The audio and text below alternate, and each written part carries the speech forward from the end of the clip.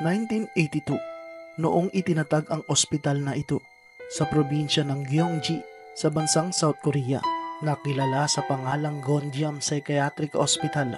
Ang building ay may laking 11,000 square meters na may 3 palapag.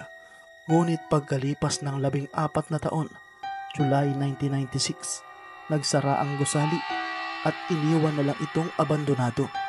Naging usap-usapan umano ito at naging tampulan ng kwento bilang isa umanong nakakatakot na lugar, lalo na sa mga napapadaan umano rito, at lalo pang naging mas kilala umano ang ospital bilang isa sa pinaka nakakatakot na lugar sa South Korea nung nailimbag umano ang lokasyon na ito sa CNN noong 2012 bilang one of the world's most terrifying location.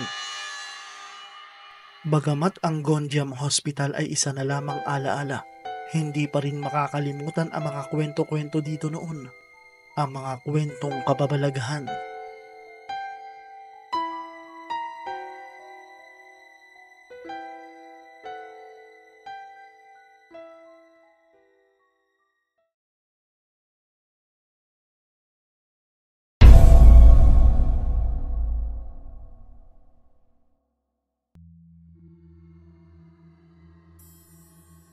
Taong 1996, matapos magsara at abandonahin ang naturang psychiatric hospital na matatagpuan sa isa sa probinsya ng South Korea, ang Gyeonggi Province, nagsimula ang mga kwentong kababalaghan at katatakutan sa gusali.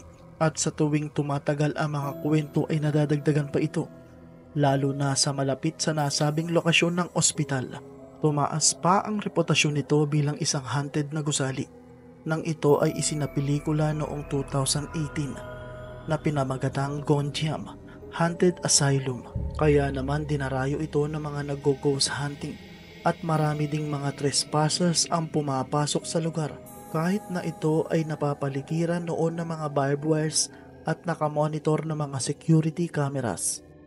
Ayon sa kwento at pinaniniwalaan ng ilan, kaya umano nagsara ang ospital dahil sa mga pasyente umano nito noon na misteryong namamatay, at pinaniniwalaan din umano na pinapatay ang mga pasyente ng ospital at ginagawang hostage ng mismong may-ari ng nasabing psychiatric hospital. May ibang version din ng kwento na nagsusuicide umano ang mga doktor sa naturang ospital at sinasaniban umano ng demonyo, kaya ito ay nagpapakamatay.